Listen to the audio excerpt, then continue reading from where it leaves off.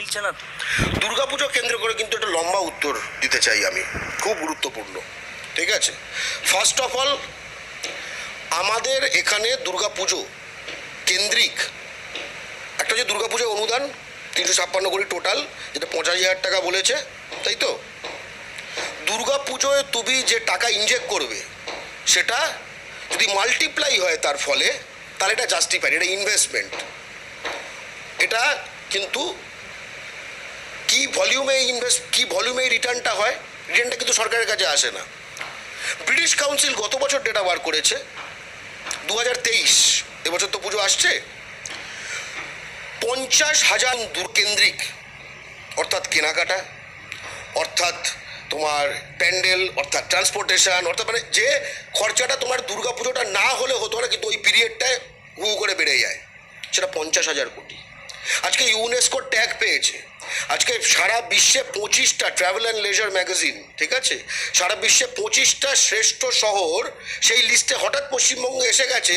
তার কারণ নতুন করে যে দীঘা বা নতুন করে ডুয়ার্স যে সুন্দর ছিল কিন্তু নতুন করে সুন্দর হয়ে ওঠেনি, এই ইউনেস্কো ট্যাগের সঙ্গে খুব যুক্ত।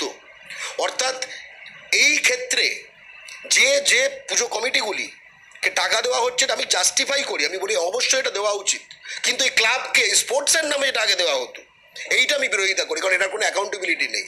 ঠিক আছে, স্পোর্টস ডিপার্টমেন্ট থেকে যেটা দেওয়া হতো, কিন্তু পুজোর ক্ষেত্রে আমি বলবো একটু বুঝে দেওয়া দরকার। কি এরা তাদের মানে আয় ব্যয় রিটার্ন দিক। যারা এই যে ধরো এই যে বুর্জ খালিফা, এদের কি টাকাটা দরকার আছে? এই যে ধরো যারা কয়েক কোটি টাকার বাজেটের যেটা পুজো, তাদের এটা দরকার আছে? দরকার তো নেই। মানে এখানেও তারা এপিএল বিপিএল দরকার।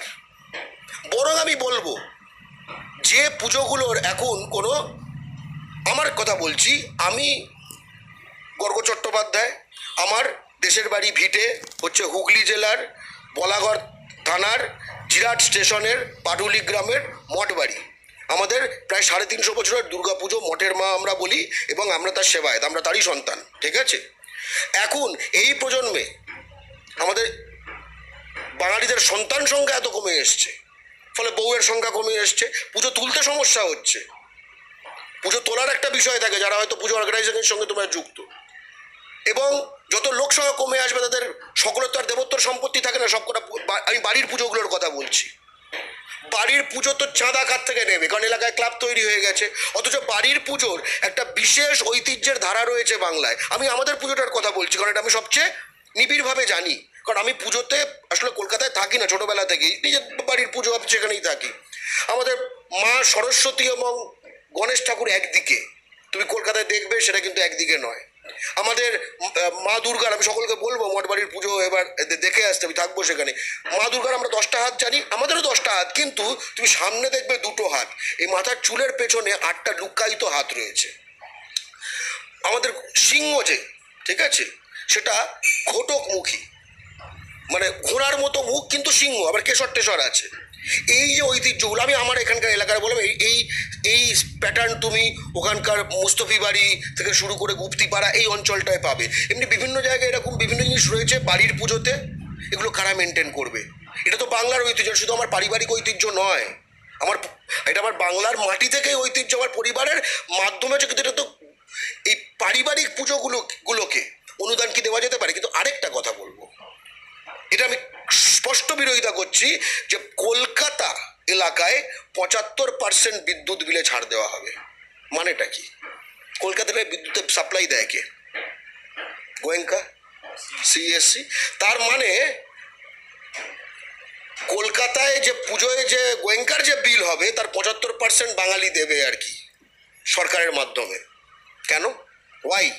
গোয়েঙ্কা তো তার বাপ তার বাংলা থেকে কম লুট করেনি। এই সঞ্জীব গোয়েঙ্কা পশ্চিম বর্ধমানে কেন্দ্রীয় সরকারের সঙ্গে সাট করে এই 2-3 বছর আগে একটা টেন্ডারে জালিয়াতি করে একখানা খনি নিয়েছে, যেটা খুব প্রকাশিত হয়েছে ওয়ারে। তা এত লুট করলি, তোর মনে হয় না মনে একটু ছাড় দিয়ে দিই, আমি তো বাঙালি আছে, মোহনবাগানটা কিনে নিয়েছিস, মিষ্টি দই রসগোল্লা, হ্যাঁ, হাসি হাসি মুখে ফটো দেয়, তোদের মনে হয় না কখনো?